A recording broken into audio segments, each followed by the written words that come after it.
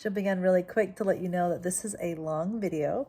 I don't expect you to watch the whole thing, so check the chapters, find the topic that interests you, jump to that part, and watch what works for you.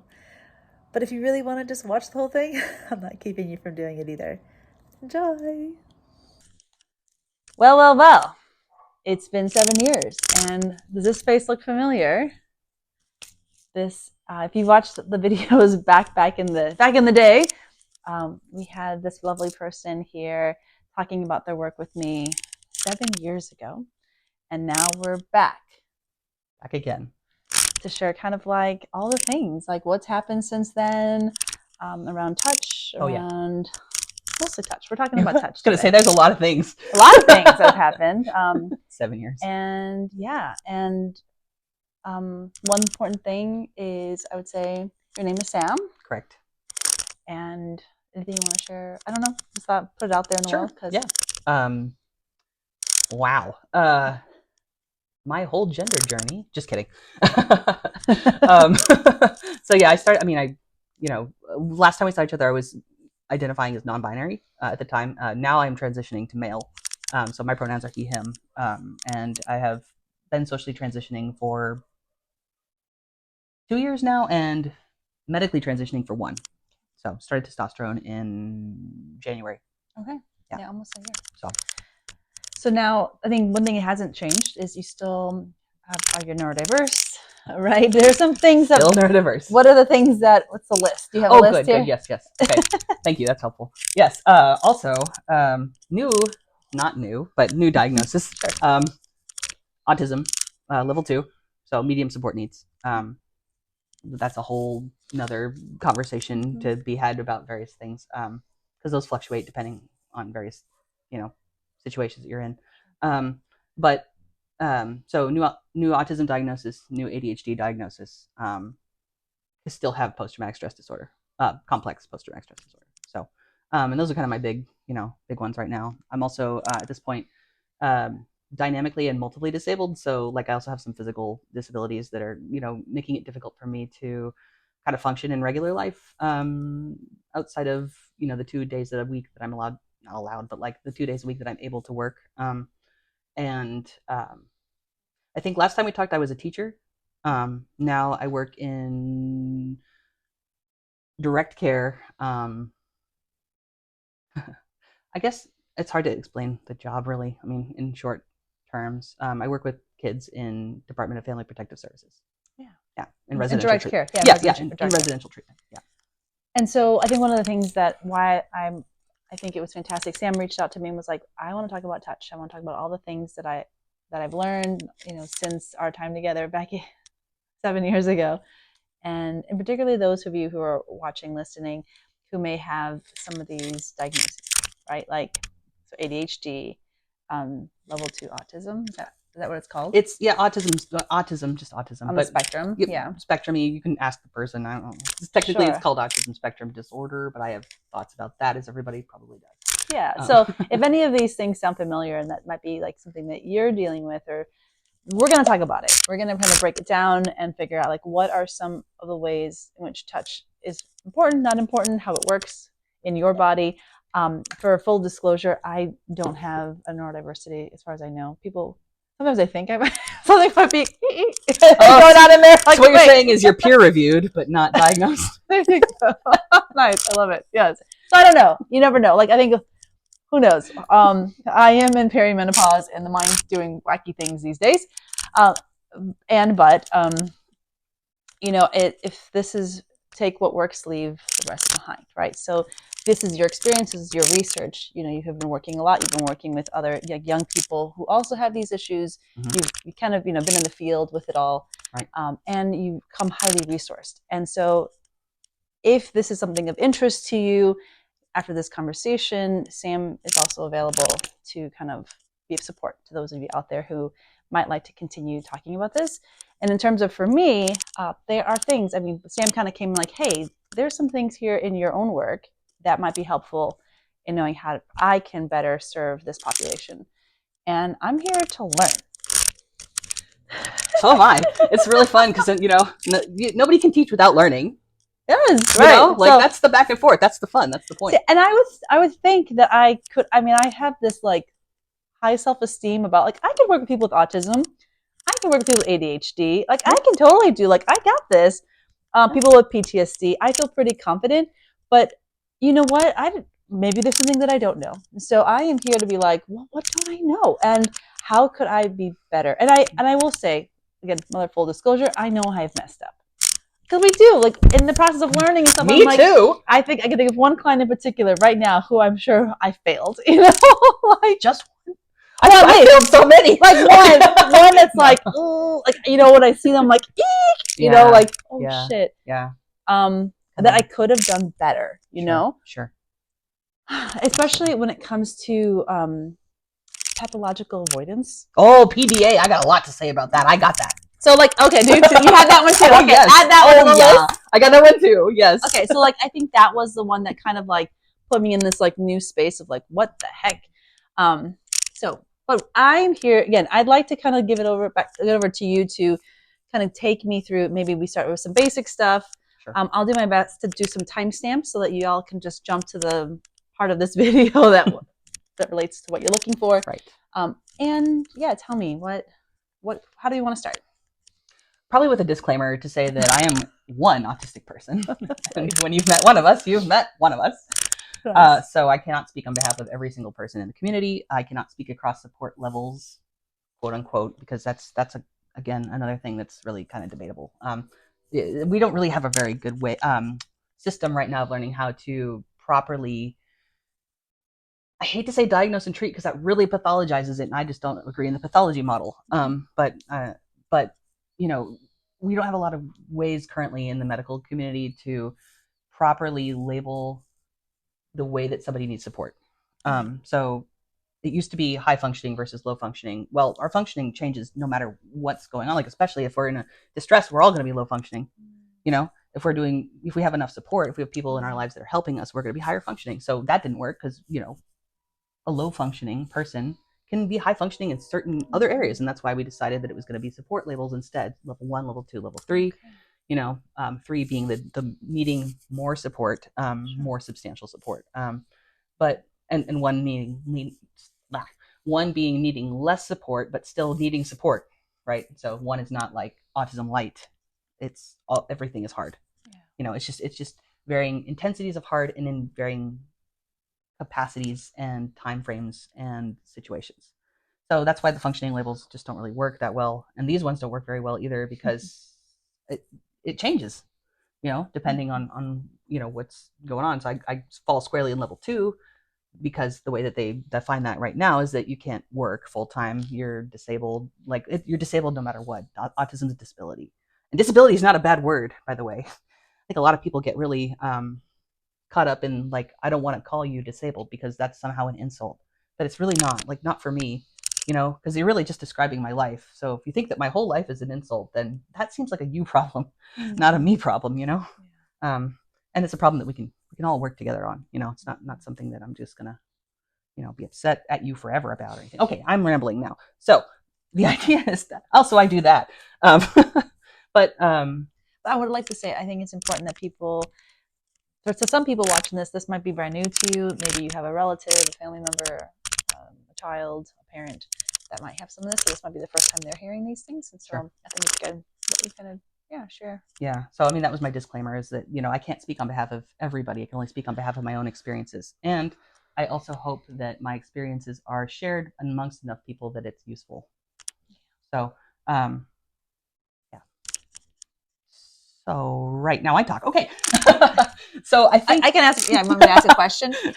I'm real practical, right? Yeah. Like I'm like, okay, we did some things back in the day, and you can actually go back to the playlist. There's a playlist just for you. What? Yes, there's a playlist just for you. It's been there forever. What? Really? Yeah, there is. Oh, I've had you. It has your name in the whole bit. Anyway. There's a playlist. So this video will be put under that playlist so they can actually watch the videos before this. And wow, that's cool. I didn't realize that. And those of you who remember, I haven't gone back to watch it, so I don't remember it. But I do remember we made videos at the end of each session. Or we did recaps or some sort. Did we? Wow. See, I don't have a lot of memory of that time. And so Not your fault. That's no, my yeah. weird. So okay, so I guess maybe my next question is a moot point. What have you learned about touch, about your body, about how you experience touch, solo touch, and then touching with humans? What's been new for you? Yeah. Okay. Now I remember. So the video that we were in the last time was talking about touch illiteracy, I think is what I called it. Like I felt that I wasn't able to access touch in a way that I could understand and like integrate the parts of it that I couldn't figure out what it meant. I guess is really that was really what I think. That's the big thing is I couldn't remember, like back then I couldn't really identify why it was. I mean, there's trauma. Okay, yes, it's going to be hard for anybody with complex trauma.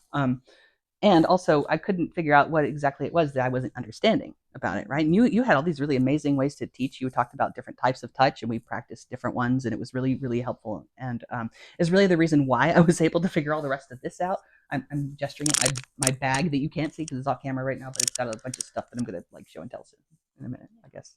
But I didn't really understand it in the sense of how it could feel safe, how it could feel accessible, how it could feel even like congruent with who I am, I guess. I think because back then I just really had no sense of why I was struggling so much. I mean, PTSD you can have PTSD for all kinds of reasons. I have tons of reasons, but I didn't know this reason, which was neurodivergence. Like truly, I knew, because like we're pretty good at telling, it's this whole thing about self-identifying and stuff. Like we're pretty accurate, like statistically. Like there's research anyway.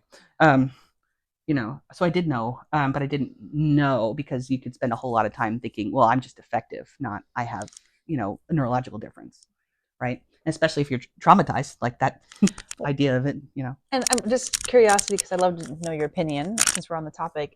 They go hand in hand, right? Like for some people, trauma creates that neurodiversity.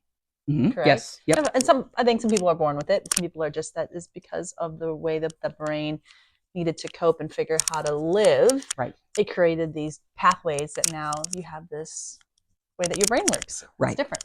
Right. And neurodivergence can be acquired, absolutely. It can be acquired through trauma, prolonged trauma. It can be acquired through traumatic brain injury, and having lack of oxygen in your brain for whatever reason. The thing is, autism. You can't acquire autism at like 13. You had it from the beginning. You just there's reasons why you wouldn't know growing up if you had the proper support is one thing. Like if you had the support that you needed, then it wouldn't have presented in a way where people would have said this is a problem, so we don't get you diagnosed, right? Or another option is nobody nobody noticed. My situation is that nobody was aware because they weren't paying attention. They were paying attention to other things that were not as important in my opinion. But of course, I'm going to think that because my whole life was it was difficult because of that. So bringing it back around to the reason why so you were asking. Now I can't remember. Sorry. So let's go to what I heard you say is basically trauma was kind of what brought you to me. Like there was this question about like touch and trauma and wanting to have touch and not understanding like why can't I touch and can we start to introduce touch. And so I brought a bunch of like tools, skills, whatever, fun things, whatever we did. Very cool. I remember some things. I introduced it so you could kind of work with your body and be able to experience touch from another human being, right? And if I remember correctly, after our time, you eventually were able to have a relationship, at least one, maybe more than that, and there was touch. And so like touch was a possibility where, from my story, it wasn't a possibility before that. Right. So that was a huge shift. Now, the next part, I think the layer that we're adding onto this is where you're coming and going, hey, I got these resources, I got these ideas, I got these things I want to share, is now, oh, shoot, now I know I also have these other neurodiversities that directly impact my ability to experience my body and touch. Right. And that's where, ta-da, here, that's where I want you to, right. You want to start there. Yeah, sure. So figuring out, that I was neurodivergent in a way that I didn't know before was really helpful because it gave me kind of a starting point of, understanding my nervous system better, because really it's a difference in it's not just your brain. Neurodiversity isn't just about your brain; it's about your whole body, because your nervous system is your entire body. You know, your body has nerves all over it, so it's not just a difference in your brain wiring; it's also a difference in how your body responds to stress, how it responds to sensory input, how it responds to relational tension and any perception of that or not a perception of that, and then the consequences. A lot of us experience that. I definitely experienced that a lot. Just not being aware, even like on a sensory body level or on a cognitive level, of what was happening in an interaction with another person. So they would have expectations that I didn't know about, because they expected me to just know, because somebody else that they know who is not neurodivergent, you know, somebody who shares their neurotype would know. But we have the double empathy problem, you know, which is that, you know, neurotypical people and neurodivergent people communicate really well together in their own neurotypes, but across neurotypes there's a lot of, you know, questioning, because we don't process the same way. So learning that about my nervous system was helpful, because, you know, it also helped me not pathologize the fact that I was, you know, struggling so much my whole life with touch. You know, it wasn't about like something inherently wrong about me. There's just a difference in how my body and my brain process input. So then I thought, well, okay, cool. Now that I'm not, you know, a defective, terrible person, I should probably do the things that'll help me, you know, become, you know, my ultimate potential, whatever that means. And that's, again, in flux all the time. Doesn't matter what your neurotype is. So I thought, well, I'm going to have to put some things together to, you know, help my nervous system regulate, because what we're really talking about is an issue with nervous system regulation. And I do say an issue because this is one of the disabling things about autism and other types of neurodivergence, is that when your nervous system doesn't respond to stress in the way that is accommodated in our society, then you're going to be in distress a lot. And this would you say this is like a Venn diagram? So you have the PTSD, and then you have the neurodiversity. So you have to find ways that your nervous system gets regulated, like that can manage or can support all of your system, like all the neurodiversities. Yeah. So I think I know what you're asking, but I'm going to ask just so I know for sure. Sure. Are you asking if understanding how my nervous system works as an autistic person also applies to how it works as a person with PTSD? Yes. Yeah. So like so I'm guessing you're not like in the moment like, I'm stressed. Is it my PTSD or is it my, you know, like you're not having to figure it out. You're like, I have found tools that support all, like my whole system. Right. If it's PTSD, you know, like a flashback, or if it's something with your autism, you don't need to figure it out. You can just go, I know I can go into my tools, my bag, and pull something out that can support all of it. Yes. Okay. Yeah. It doesn't distinguish that much. There's a lot of overlap in the symptomology of PTSD and autism and ADHD.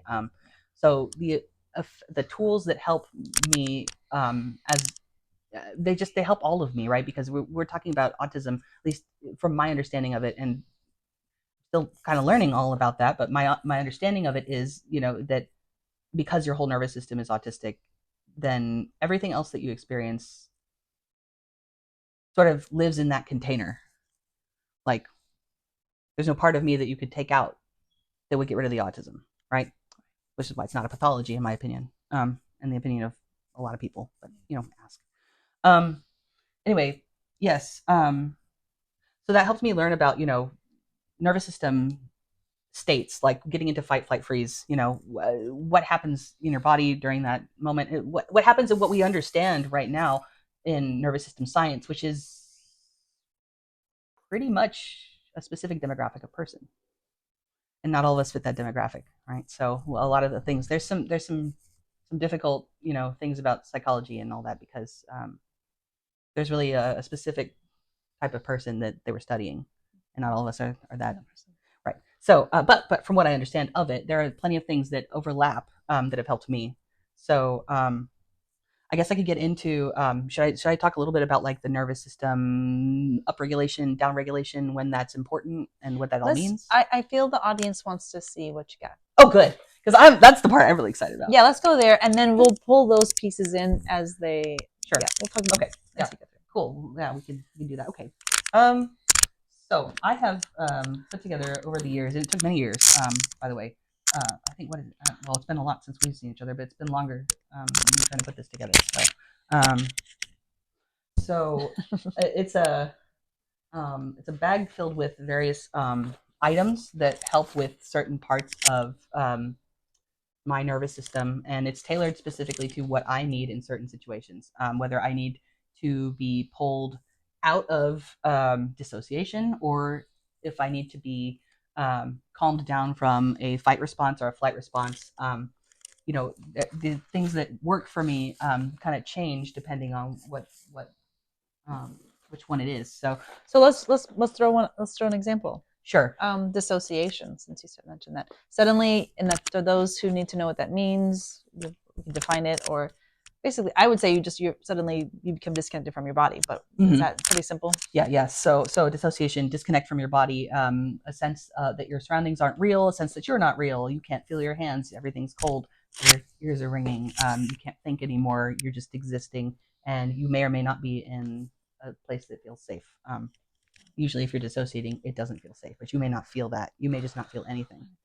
Right. So for things to help me out of dissociation is usually temperature change. And it's funny that that's the first one that I have a bunch of these bags and they're all color coded.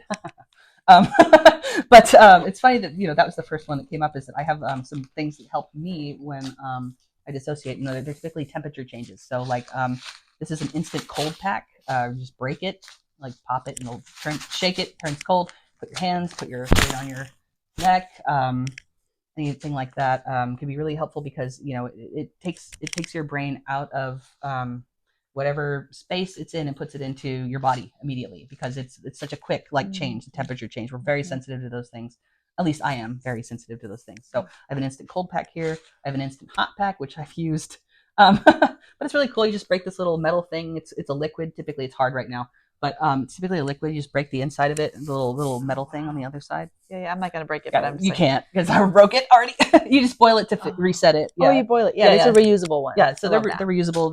People use them for camping. So first aid kit, camping. You can find all these. People have these for all kinds of reasons. You can use them for sensory regulation, even if that's not what they're marketed for.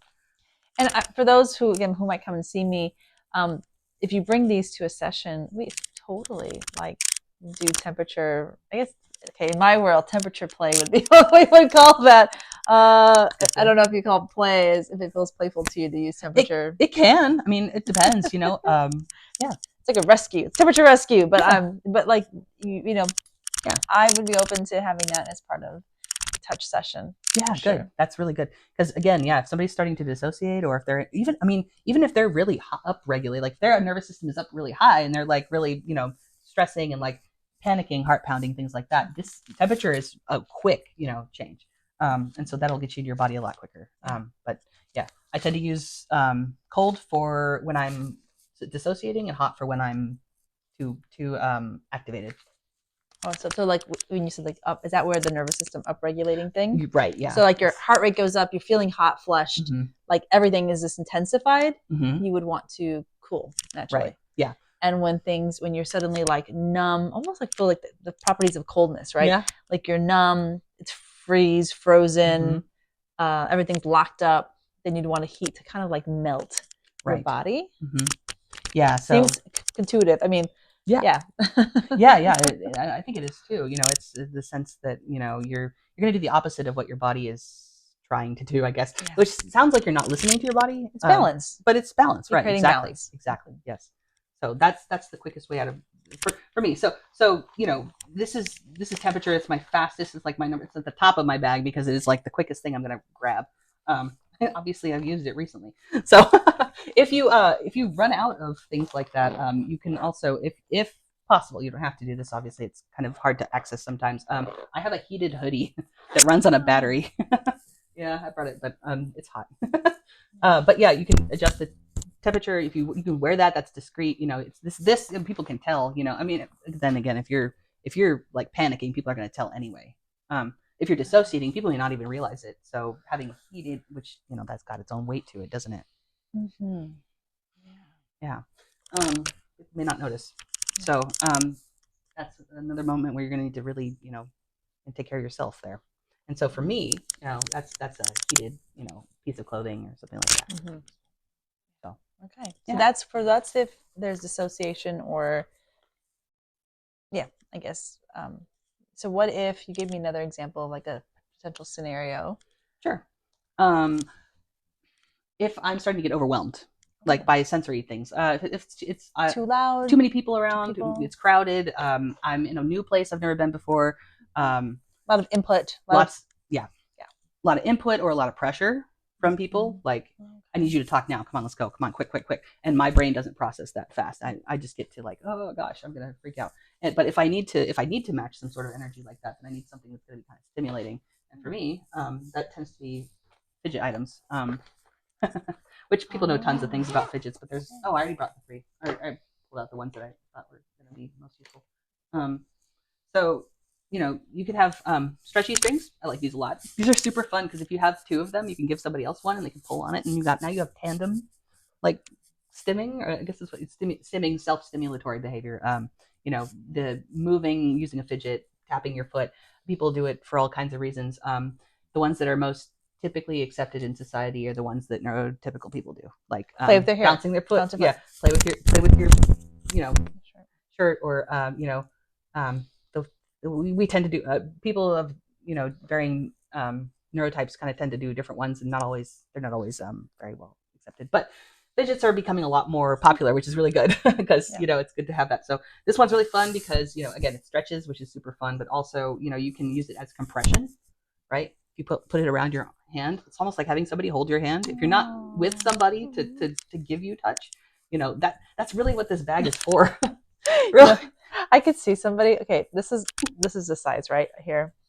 I could see someone getting a really long one, like wrapping themselves. I just want a big hug, and they wrap themselves in one of these, like around their bodies. I have one. I have one of those. Like, I was gonna get there. Like a lasso. Yeah, lasso their bodies.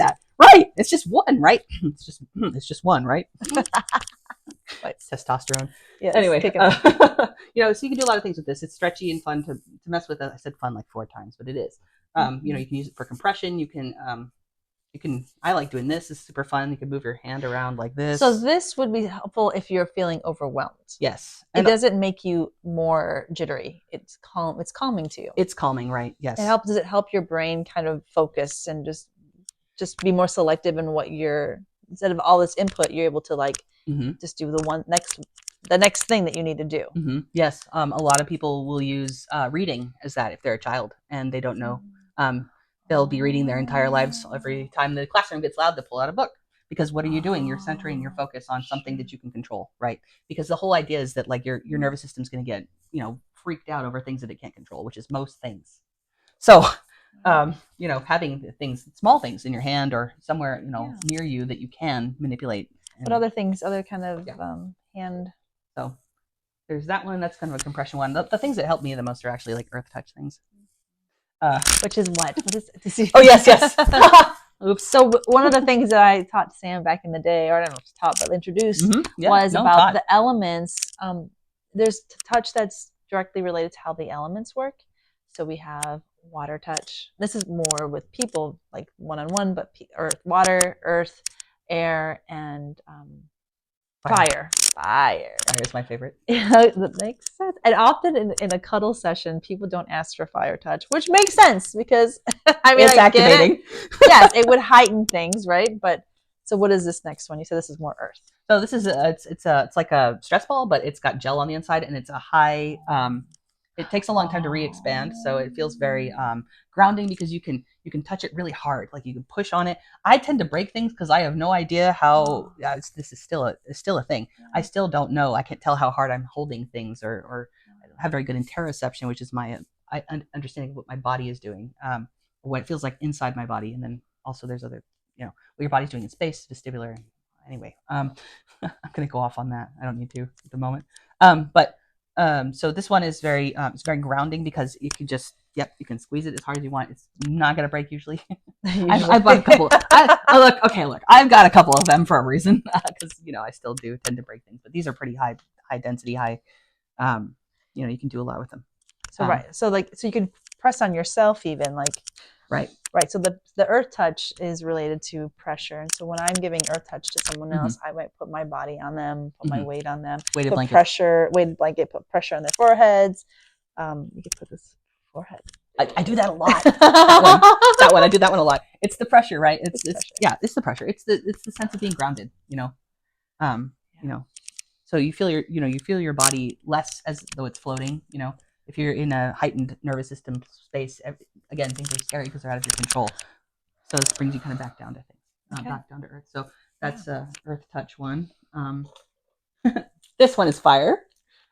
This probably it's hard to see. It's spiky. I've heard of this one. I think I've seen this one. Is this the one from the TikTok shop? No, I don't know. Okay. I'm not on TikTok. Maybe I should be. Okay. But yeah, this is it's you roll it in your hands like this, and it's got right. It's spiky. It's people can use it as a alternative to self-harm. Self-harm is a thing that can happen for sensory reasons. Sure. Yeah. You know, it may not even. I mean, I self-harm. Not so much anymore because I have alternatives. But you know, nobody's perfect. It takes time. Right. So, how would you? I mean, I can imagine squeezing on it, rolling it. Is there anything else that you do? It also spins. I saw this spin. It's for fun. Oh, like a fidget spin. Yeah. So you can squeeze it, right? If you squeeze hard enough, it'll give you an indentation on your hands. Yeah. You know, you can roll it. You can. I sometimes will slide it across my skin. Just slide. It's not a huge scratch. Not like one that will really cause a lot of damage or anything. But it's that sense of maybe if somebody's fingernails if you enjoy that kind of feeling.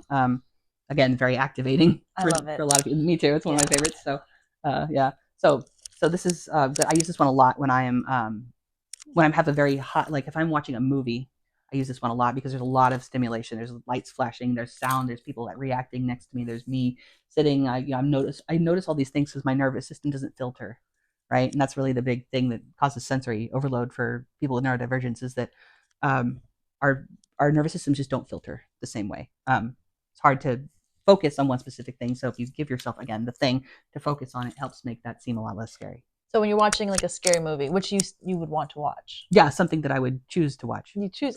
Are you asking me if I like scary movies? You like scary movies? I'm like, I don't watch scary movies. I don't watch scary movies anymore. I think life's scary enough. Yes, exactly. But like, I guess if you want to put yourself in a position, you chose to be in a thing, and you know that it's going to be there's going to be unexpected surprises, things you don't know. Right. I mean, that feels painful. Yes. To experience. So you'd almost like give yourself pain, right? So that you can navigate that pain.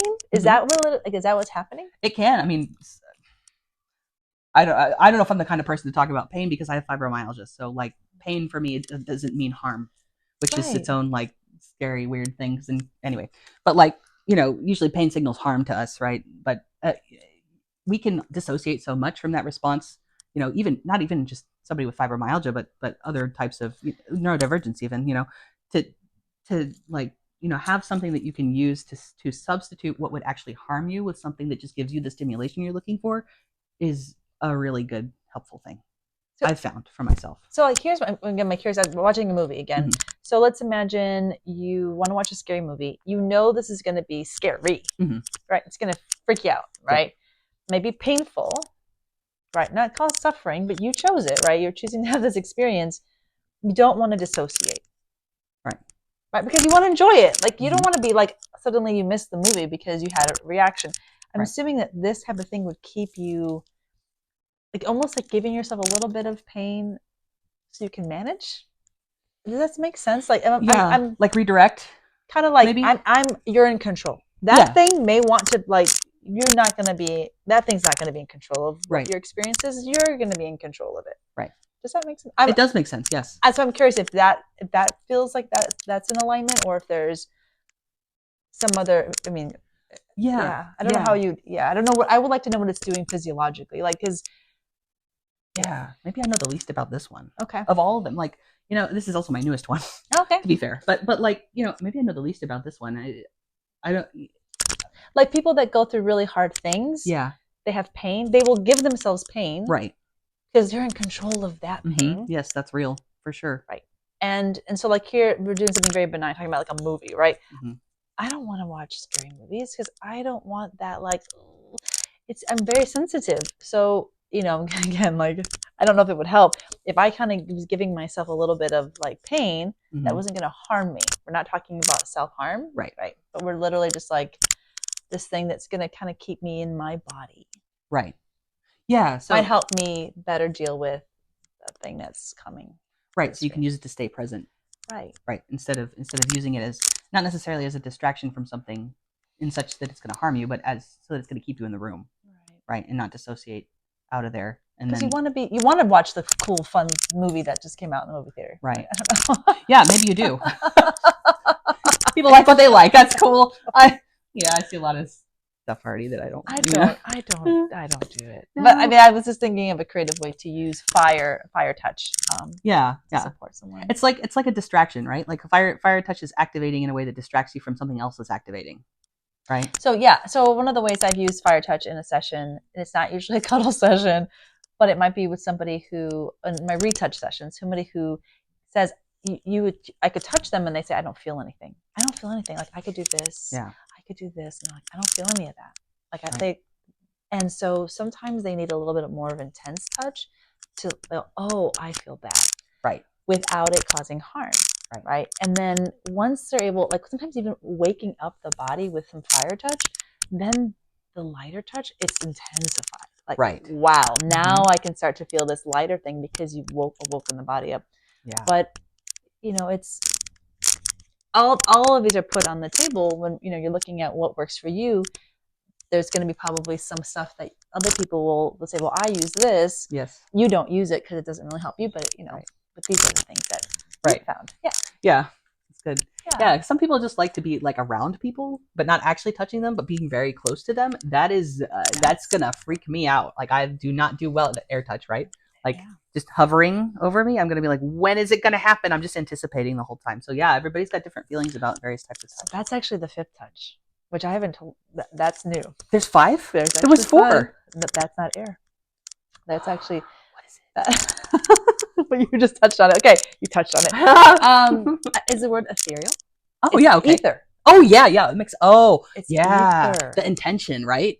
So like when you feel like someone's there just by the energy, just by the heat they're giving off, or the vibration, or however you want to call it, and that's so. That's cool. I know that. Like I've cool been ideas through. now. Yes, you come up with some other things for that. I know that. Like if someone wants to create a fear response in my body, all they have to do is rush me and get like super close, but don't touch. Not be like, like you kind of freak out. Yeah. Because it hits that body. There's another, we have this physical body, but we have another body we can't see that's bigger than this one. Mm-hmm. That it's like people call the bubble, people call whatever you want to call it. Yeah. Personal space. Yes. Yeah. And so this is very real. So like it is. If somebody rushes you and they come right up close and they don't touch, it can cause harm. It can really mess with us. For me, it creates a fear response. Different than if someone just punched me, it would not be the same than them just coming up and like getting really close. Yeah. I don't know much to say about that. That is why when sometimes when I've gone through the 4 types of touch, I will do the 5th touch, and I'll just do like what they do in Reiki. This is also the space that Reiki touches. They just kind of like scan the body, and they never touch you physically, but they can feel the energy. That's the space for that healing. There's some clients I've said, I'm willing to do this if that's something that you would like. Like it's interesting to be felt in that space. Yeah. Wow.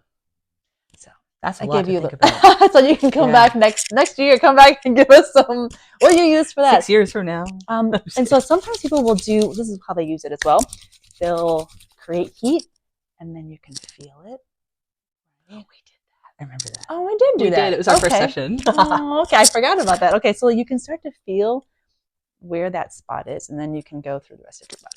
Wow, that's cool. Yeah, I like that radiation feeling. It's kind of heat wise. It's like heat. So radiation. How not like nuclear. I was like, wait. Special interest engaged. Just kidding.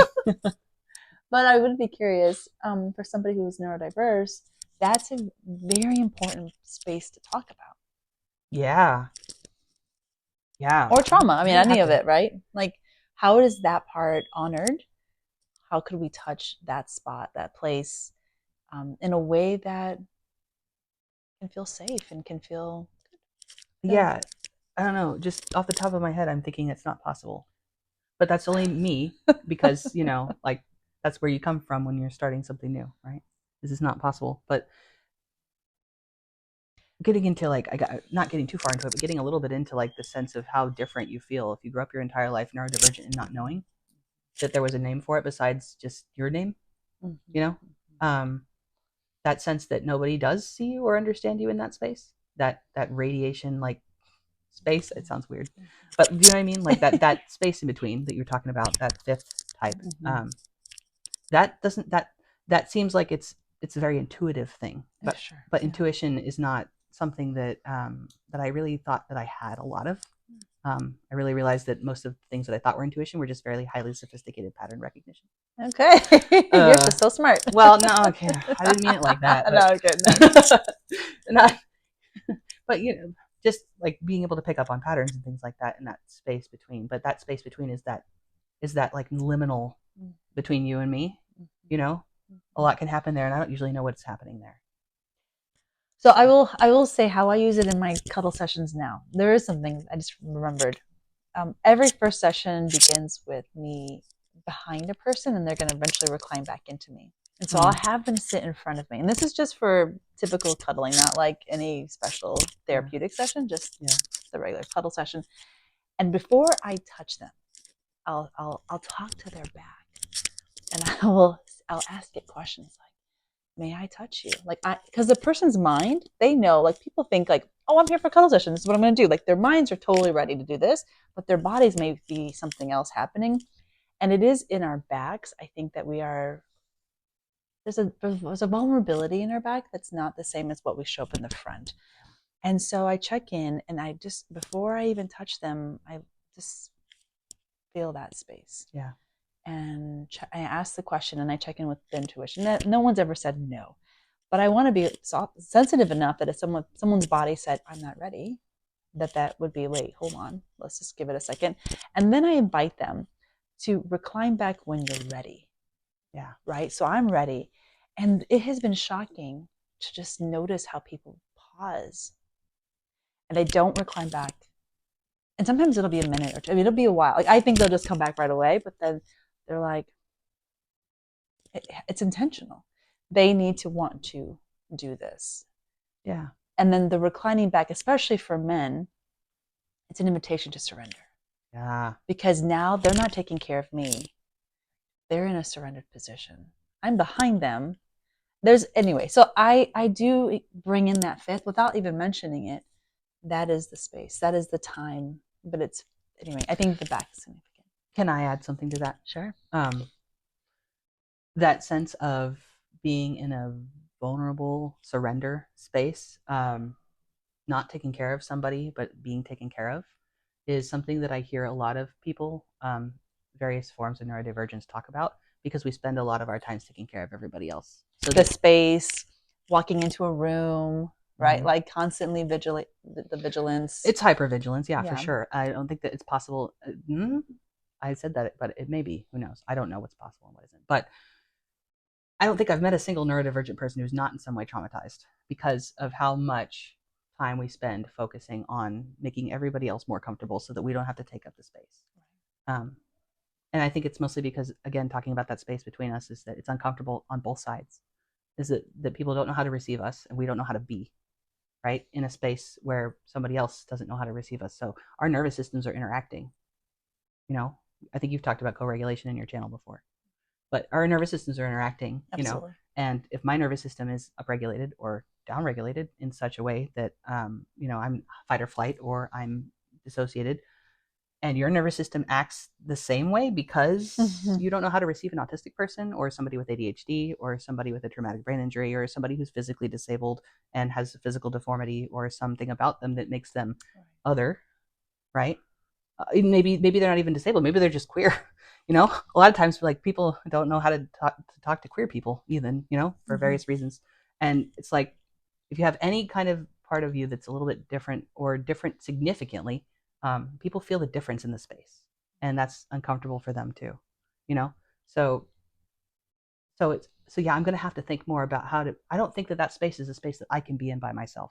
That's a relational space. Yeah.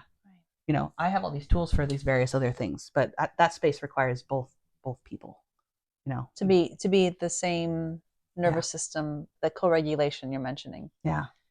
Mm-hmm. So that's why I think I said it initially, it was impossible, because I was thinking, you know, how do I do this myself? And that's not the point.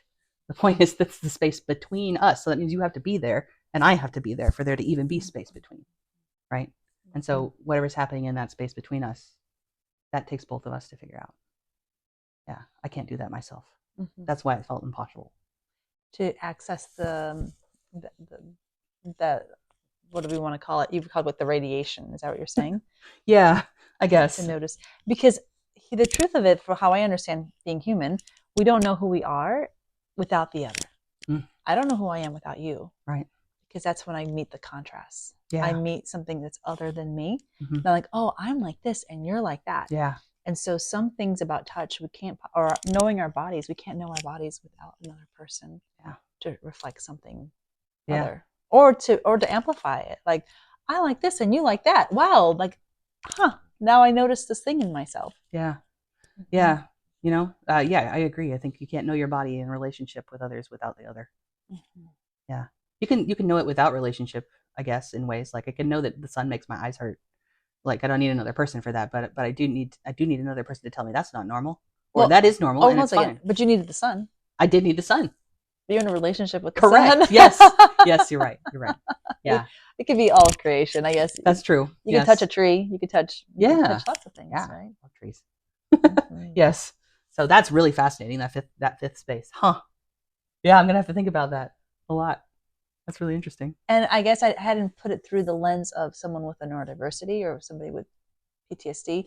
I am conscious that in touch, even though it's a cuddle space, people know what they're coming to, they make it very clear this is what they want, they still need to, they consent with their mouth, but their body, it is invitation, lean back into me as a way to like, you still have, your body needs to consent. Yeah.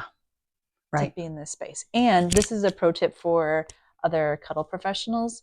And I think this is what you're alluding to. If I'm dysregulated, if my nervous system is what did you upregulated, upregulated or downregulated, right? So up being like anxious or like fight, flight, feeling scared or downregulated, which you defined as like dissociated and freeze, freeze, numb, all of that, fawn.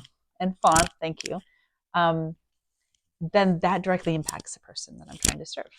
Right? If they come, like, what's it like for somebody who is in fight or flight and then meets up with a dissociated when it's contrast? I don't know. I don't know. I mean, that probably wasn't a literal question, was it? Sorry. No, it was actually. Like, well, I've seen that, so. Yeah, no, it was a literal. Like, so if you're a professional cuddler, checking in and making sure that you're in your body, you're present, you're breathing deeply, that you have worked on your parasympathetic nervous system, right? You're breathing, you're noticing that you're you can't, I would say, this is maybe hot take, I don't know, you can't do touch work as a practitioner without making sure your nervous system is regulated. That's not a hot take, that's just true.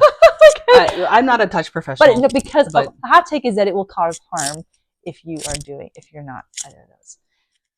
I don't think that's a hot take. I think that, you know how many people do this work and they're scared? They're scared? Cuddlers. Of the person that walks through the door. Well, yeah, of course, because you have to do your own work in order to be able to do good work with other people. Like that's just like I don't mean to say that like, oh my gosh, why don't you know this? Because so many people don't know that, and I didn't. But I do relational work too. I work I work with traumatized people. You can get very uncomfortable. That's the fifth space. The uncomfortability of that fifth space. That it's like you recognize not only that there's a person there, but that there's you on this side and them on that side, right? And so anything could happen in that space. It's really hard for probably most people, but especially for neurodivergent people or people with trauma. The uncertainty of it is what's hard, and it makes sense to feel that way. Of course, you would feel that way. Of course, you would. We all have our various reasons for why we feel the way that we do about relational situations and the space that we're in together. None of those are invalid. They all matter for various reasons, and they inform everything about how we respond to each other and to ourselves and our sense internally of who we are and what we're doing in the work, you know. Right. And also, it's a brave space. You got, you know, it's like, and in brave spaces, scary things happen, and we make mistakes, and people get hurt, and we get hurt, and that is part of being alive. Especially if you're a neurodivergent person, because it happens a lot. So here's a pro tip: if you are within any of these categories or you're a professional, I think it's great to use timers. So if you're in a session and, you know, check in, 10-minute timer, check in, stop, separate, check in, like, where are you at? Are you, your nervous system low, high, neutral? Like each of you checking in with that, and then taking care of finding ways, solutions, tools to bring you back to neutral if you need to. Right. That would be helpful. Yeah, it's very important. So like, let's look at more tools yeah. that might help with that. I don't know.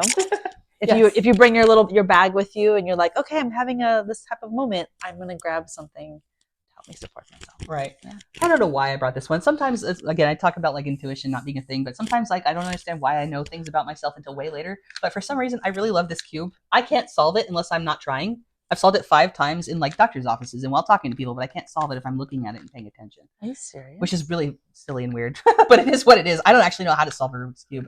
My brain doesn't do algorithms. Doesn't hold on to like patterns like that in that way, but it does do connections between But you things. can actually solve it without looking at it? Well, kind of. I'll still be looking at it. I just won't know why I solved it because I'll have been doing something. I'm not going to do it right now. It's not going to happen. No, it's okay. But like sometimes, you know, I'll just be randomly get this side and like I understand how to get here, right? And then like I'm close, but you know, I can't do it if I'm thinking about it. But what it does is it gives my hands something to do. Like again, it's something to do that has a purpose, like besides just like stretching this thing or squishing this thing or you know, giving myself a different sensation of pain instead of one that, you know, would be harmful. Like there's a goal, a purpose to solving this. And I guess the part of it that's helpful for me is that I don't put the pressure on myself to make the actual thing get solved. Yeah, no.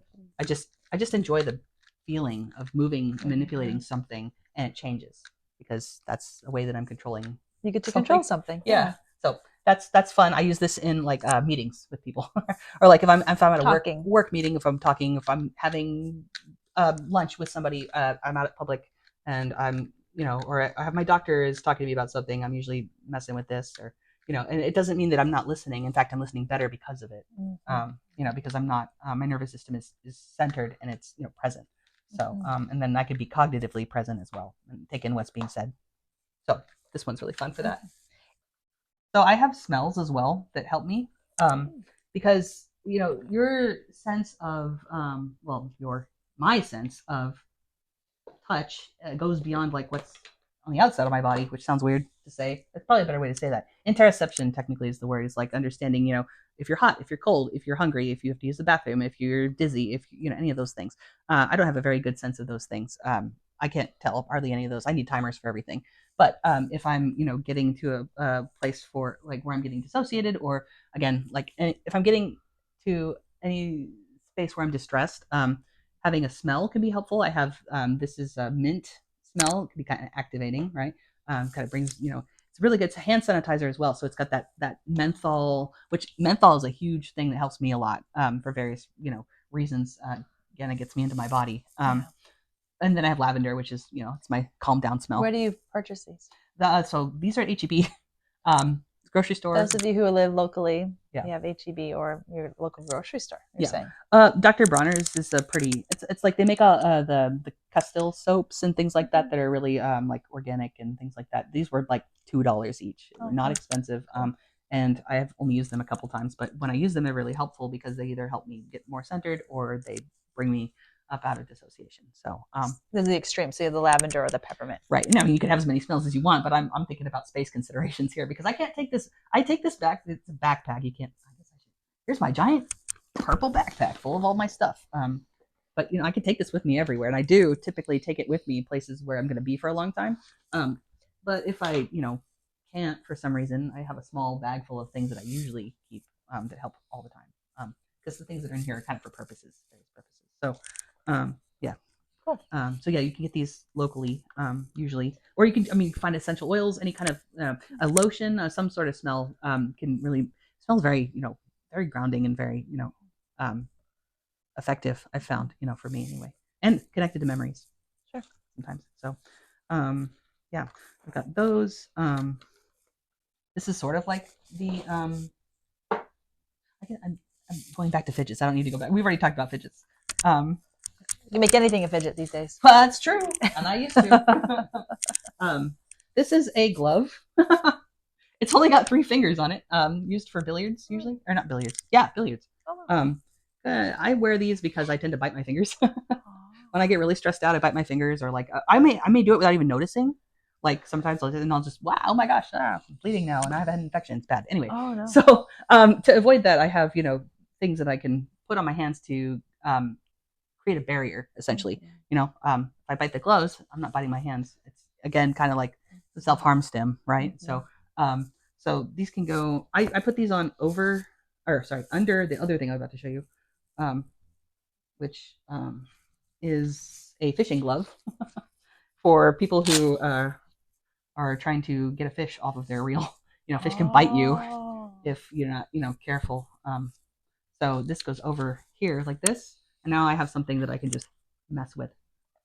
Creates a barrier to, what could potentially be a problem. I use these at like movies. Again, movies are super activating and scary for me sometimes. It's just like even ones that are super fun and nice, movies, not scary movies, but it's just so much stimulation. So I'm like, instead of biting my fingers or something, I'll just bite my hand, with something over it to keep it from. This is neoprene. It's pretty thick fabric. So it's good to know that there's the billiards glove, and then we have the fishing glove. Yes, or you can just wear normal gloves too. I have those as well.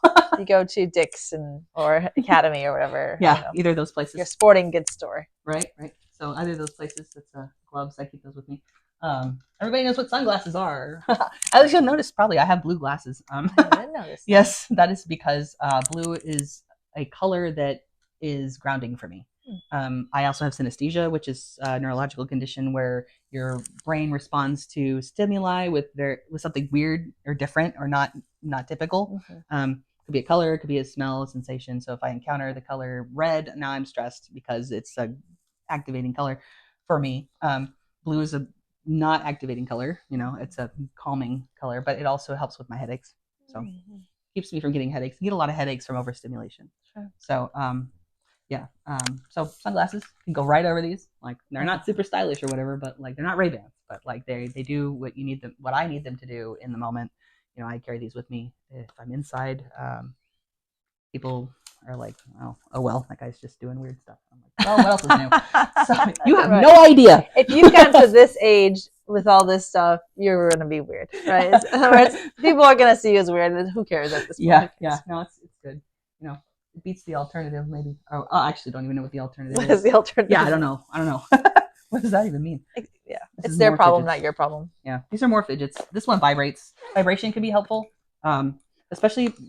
So as you've noticed, probably I have a lot of things for biting because I have a lot of like my oral stimulus is sort of like a big thing for me. So this is a teething ring, but it vibrates. It feels really nice to you can just hold it or you can you can bite it. And it's nice because then it's like, instead of eating lots and lots of wheat thins, it's kind of my my thing that I eat a lot of crunchy because of the sensory stimulation. Because you can sometimes you can be seeking sensory feelings. You want to have more crunchy, more light, more sound, sensory seeking, or you can get stressed out and overwhelmed by those things and you're sensory avoiding. I don't know if avoiding is really avoiding has such a negative connotation, but it can be that, it's trying to get out of those situations as well. But vibration is good for those seeking behaviors and, anything that vibrates or that I can bite on helps with that. So what else I have?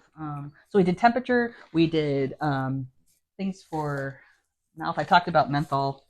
There's a couple things you can do if menthol is helpful. Totally info dumping here. You can you can jump in anytime. No, you're great. So I have this as a menthol gel. This is really good. It's like icy hot, essentially. It smells like. Is it like Vicks? Yes, it's like Vicks. Okay. Yeah, it's just like Vicks. Although I don't think Vicks doesn't work as well for me as this, and I think that's just my body. But it's pretty. Yeah. Ooh, yeah. Oh, Vicks has the eucalyptics though, so I really like that part of it. It has a good smell. But yeah, so yeah, you can use Vicks or menthol or whatever, icy hot, any of those things. I just like this one better. So when would you use this versus the peppermint? I might use this if I also have pain. Or like I don't know, a lot of times autism, PTSD, comorbid with chronic pain. It's very common. It's an all nervous system, based things. If your nervous system's chronically dysregulated, you're gonna have allostatic. You're gonna have your body's gonna, suffer essentially in various ways. And so anyway, I might use this if I also have pain, or if I want the feeling of something sticky. Sometimes you want to put your hands in some slime, and I don't have slime. So, but I do have this cool putty that smells good, or this thing that smells good, and it's kind of slimy. Slimy's not one of my favorites, honestly, but I like the smell. And other options for menthol is this is a not a cigarette. Looks kind of like it because it's made for people who are trying to quit smoking. It's an inhaler. It's just air, and it's just flavored. So it's like this is winter mint flavored air. So I could just like inhale it, and like, oh, now I have the feeling, right? Wow. So it's good. It helps with quitting smoking. If that's something anybody's ever interested in. What's the brand? What's it called? What are these things called? This is called, I guess, I don't know how to say that. Moxie Winter mint. Winter mint. Yeah, they come in packages. This is I bought the single one because they can be expensive. $14 is a lot for me. But so there's that, and then there's also this is also an air inhaler except it's a nasal one. Yeah, the boom boom. That TikTok shop there. Oh, is it? That's a TikTok shop there. Again, see, I don't. Yeah, I saw the videos on the boom boom. It's cool. Yeah. Actually, the inhaler. I just went. Oh yeah, it works so well. So good. It's quick, right? This is also good for if you're dissociating, because that's a quick. Whoa, okay, that's a wake up. Yeah. Mm-hmm. Yeah. And then in here I also have just Aquaphor, which is helpful, and tissues because I cry a lot. Nothing wrong with it. Tears are so healing. This is a steam eye mask. Steam eye mask. Yeah. So you just open it and it activates the I think it's iron filaments inside of it that heat up in the air. And you just put it over your eyes and you can just toss it after 30 minutes. It's disposable. Okay. Or you can get one that you can put in the microwave if you're trying to be sustainable, environmentally conscious and stuff. Sure. These just these are quick. Like I may not be able to have a microwave with me ever in public. Yeah. So an alternative is if I can't access heat in some other way, this is a way to do it. And it's for your eyes. Yeah. You just put it over your eyes. Now that does mean you can't see, so that can be. Don't do it while you're driving. People. You're correct. Just turn on the heater. Oh, not in San Antonio. Well, it depends on the year. So, all right. So there's those things. Let me see. Okay. Right. Haha. See, I told you that I'm excited to talk about this one. This is the thing you were talking about, which is instead of putting the little stretchy guy, instead of putting the stretchy one around you, you can just get these are like compression bands. Essentially, you can get them for working out too. This one's not for that. This is for sensory reasons. Okay. It's marketed for the sensory community, I guess. But you can just do various things with this. This is also kind of like an earth touch, right? Because it's the pressure, but the pressure is against yourself. So, you have the opportunity to kind of do a lot of things with it. I like to kind of put it like around me like this, and then just kind of have this. It's sort of like getting to give myself a hug somewhere. Now, it can also be kind of painful if you keep it on your neck for too long like this. But, it's like if you need compression quickly, this is like this emergency hug, self-hug, right? So this is really helpful for me because Earth Touch, again, is one of the things that I need a lot of. The two things that are going to make me feel the best and get me out of my dysregulation are heat and pressure. So, yeah. So that's what I do. Oh, no. Forgot I had a mic. There was like... Yeah. Oops. Sorry for those people that have auditory issues there.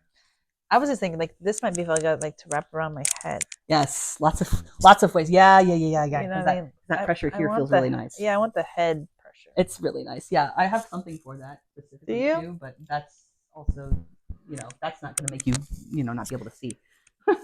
I would do this. That's nice. Hey, whatever, however it works. You gotta tie it. This is not a no judgment ever, right? Yes. So, right. This is similar to what that is for. You just kind of put it around your face, Goes like this right here. You can put it in the microwave if you want it to be hot.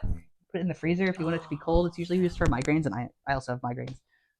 He says as he's like gesturing to anyway. So it's nice. It's helpful.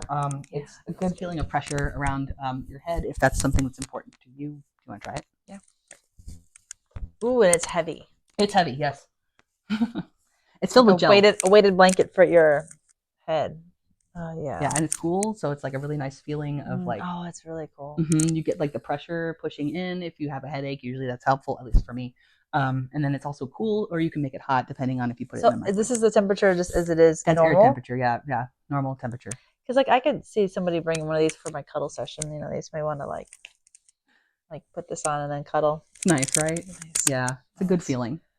So yeah, I think I had to get this one online. I don't know where to find these. I think they're online typically. So there's those things. And then I have headphones. Oh, you introduced me to those last time. Did I? I actually bought a pair I'm so glad. from the last time because it has that vibration like your Yeah. skull kind of thing. So these are bone conduction headphones. They just kind of go around. They look like regular headphones, but they don't go in your ears. They go on the side of your head, right in that space where between like your temple and your ears. If you hook them up to something and turn them loud enough, you get the vibration in your head of what you're listening to, which is really cool in my opinion. Like, I should have known like immediately. I should have been like, oh yeah, I'm definitely autistic. When like I put on like ASMR with these, and like I could feel the actual ASMR happening. Like you hear, you feel it kind of around you anyway, but like actually having it like physically happening, I was like, oh, this is really nice. This is really regulating. Why do I feel so good? So anyway, so there's those, but also just having like music that you can get to at any point. This is just a regular MP3 player. It doesn't have Bluetooth. It just has normal speakers. These also go on the outside of your ears. I don't like stuff in my ears. But I can just pull this out. It's preloaded with like 50 songs that I know make me feel better. I just have it. Just blanket have it with me. And I can make sure that it's charged. Fantastic. Yeah. It's kind of like a SOS emergency like music, right? If it may be too many steps sometimes. If you're that overwhelmed and overstimulated, it can be too many steps to hook up your Bluetooth headphones and figure out what song you want to listen to and all that stuff. I mean, my brain is already like, I'm already in a place where I can't do any of that. It's too overwhelming. So I need to just be able to grab it and start. Press play. Press play, correct. Put in ears, press play. Happy. Yes. Or, regulated at least. Yeah. So those are those. I think I dropped everything. I dropped my bag. It's on the other side. Do you need it? I can get it. Right. Thanks. Thank you. Thank you so much. Let's put it here. Won't forget. Okay. Yeah. Next bag. All right. So this one is the black bag filled with random things. Everybody else thinks they're random, but they're not random to me, and that's the point. Is they're supposed to be reminders of people that I care about, because you can feel more safe, sensory wise around you if you can remember that you're not alone in what you're experiencing, and that you have an anchor like to the people in your life that have helped when you're in this situation, because our bodies can remember like tons of things that have happened to us, but they can also remember when we felt safe. And so if you have a totem or a reminder, I don't know, totem's probably not the word I should use, but that's the way if you have an anchor. Right? Yeah, there we go. If you have an anchor to, something that that reminds you of a person that helped you or a situation you were in where you felt safer, then you're more likely to help yourself regulate better. Sure. So I probably won't go into the story of all these, but they're just various items that are important to me for various reasons. Given to me by people that I care about, or reminders of a time in my life that this little elephant reminds So me. these may not be physical things you manage or you manipulate? I might. They're really just around so that I remember this is my tassel from college. Yeah. Music major. Woo. Anyway, just things to remind me of like, oh yeah, I'm not actually in what am I trying to say? I'm not in a place where I can't be safe, right? I'm in and I can remember what it felt like to be in a place where I was safe. So cognitively I remember, but physically, sensory wise and body wise, I remember too. So. It puts you in your story? Yes, thank you. That's it. Yeah, it puts you in your story. That's great. Like because you're having a present experience in that moment. Yeah. It reminds you that there is something bigger, Right. a story that you were a part of, a thing that you've experienced, things that you've succeeded, or people that have supported you, or whatever it is. It helps you pull all those things in this moment and remember that you're resilient, and remember that you got this, and that you, Yeah. It's kind of like the opposite of what happens when you're triggered and you're remembering that you're in 2025, right? It's like somebody was like, you're worried, you're experiencing a sensation or a feeling you had when you were 5, but look at your hands. Are these the hands of a 5-year-old? No, I'm 35 now. So, that's really grounding, just to like remember what time you're in. So these are temporal like anchors. Yeah, that's cool. Yay!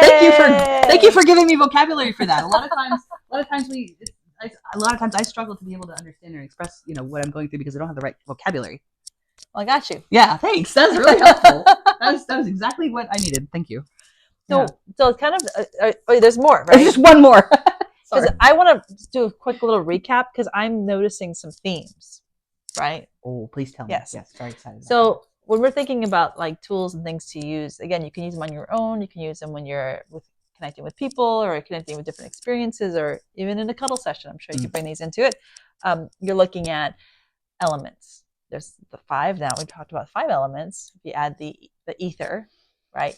There's 5 things you can bring in. We're talking about the senses. So I saw you talk about eyes and nose and in mouth and skin and hearing, right? So like all the senses are present. You also talked about temperature. So hot and cold. Mm-hmm. And those do different things for different type of nervous system reactions, right? So up, down, up being fight or flight, down being fawn or freeze. So no matter which one you're experiencing, you have these options to pull you back into balance, to neutral, right? Yeah. And then if you have somebody else who's with you who can also be neutral, it can really help ground and anchor. And then the last thing you just brought up, which is anchors, right? Anchors are putting you back in your story, the story that you are not just in 2025. Sometimes you need to be reminded you're in 2025. Sometimes you need to be reminded that you have a whole life of things that have brought you resiliency and connection, and that you're part of something bigger than yourself. Yeah. So I'm just putting it all kind of in a recap because I think that's awesome stuff. And that's really helpful. Yeah. Yeah. My therapist told me once, you're every age you've ever been at once. So, and even the future ages. Right. Yes. That's where it very gets dimensional. Weird. And I am all over special interest number 2 unlocked. I'm just kidding.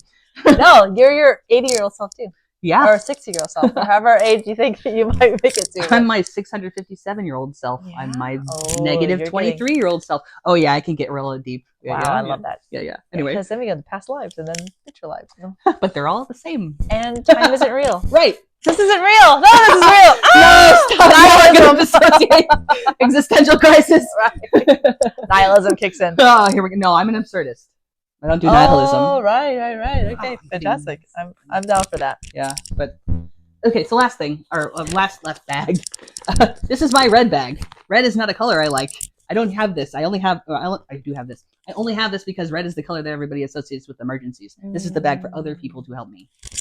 Because, it's for me to help myself sometimes. Yeah. Well, I mean, there's some things in here that I don't want other people to help me with, but some things that I might need help with, like, for example, if I'm in a sensory, if I'm having a meltdown from sensory overload, the people around me need to have some sort of way to help me with that, because otherwise it's going to turn into a really, really bad situation. And that can get pretty tough. But so if I get to a place where I need somebody else to help me, this has my medication in it. And it's labeled. It says where my key is to get the medication, because I have to have it locked to take it to work. So it has where the key is, where anybody that I work with would not know where that was. But people, who would, have access to that. And so that's got my medication in it. I'm also diabetic, so it has a glucose kit, including stuff that I can get quick sugar from. It has, I'll just make a little comment.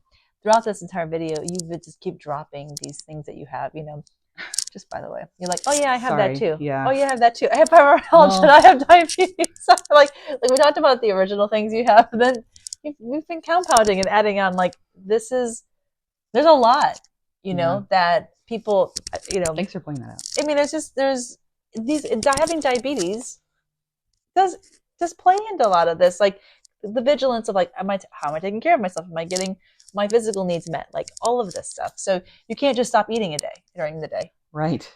Right. Well, you can. Well, it's not ideal. Not advised. I've learned that. A lot of people have learned and that. You have a pain body as well. Like, so right. what that looks like, you know, on top of all the other things you have. Anyway. Yeah. No, thank you for pointing that out, because it really brings up like an important point of this, is that it's not just about, you know, there are underlying reasons for why your body needs things that it needs. You know, you may not know what all the underlying reasons are, but they're all valid. Later, they may have a label later, but they may not. And if they don't have a label, it doesn't matter, right? What matters is that you're still listening. Yeah. You know, and that you're able to know what it is that helps you, you know, in those moments. But yeah, another thing common for neurodivergent people is to have many comorbid physical, you know, things. And as I said before, I am dynamically and disabled and multiply disabled. You know, it is not just what's going on, you know, in my nervous system, but also the way that everything else interacts with it. Right. Yeah. So you have the red bag for, and other emergencies that other people can support you in. Right. Yes. Other people can help with this. It's good to, if possible, you know, if you know enough about yourself and about what you need, it's good to be able to communicate those things to people who you know are safe, because then they can help you when you're not. That's that upregulation, downregulation, co-regulation thing, right? It helps other people to feel calmer in the presence of somebody who's freaking out if they know what to do, right? So this red bag is kind of like it's going to also have, you know, kind of directions in it, like, hey, if this is happening, please try this, please don't try this, or whatever. I don't know. There's something I'm seeing here, since you're not for clowns. Did you say nap for clowns? No, not for clowns. That is not for clowns. What? Okay. I don't know what it is. It's a shower wipe. This is not for clowns. And I just thought that was funny. Not for clowns. I have questions. Who is this? Who are these people? Duke Cannon. I have questions for you. Wait. It's a cooling field towel. Is that what it is? Yeah, that's what it says. Because if you use it and you're a clown, all your makeup's gonna come off.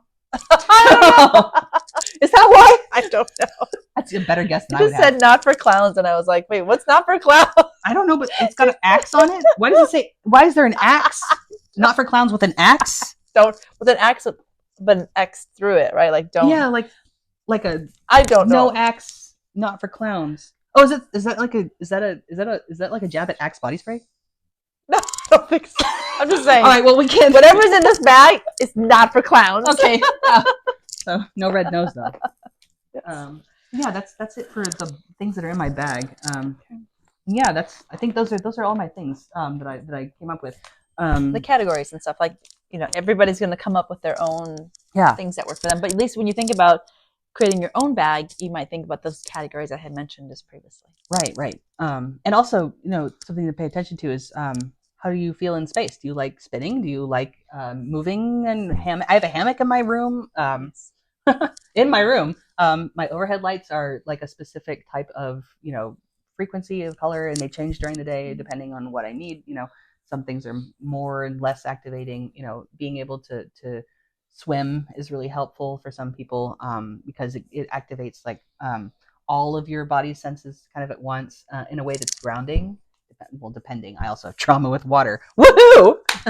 Hey, another thing I have.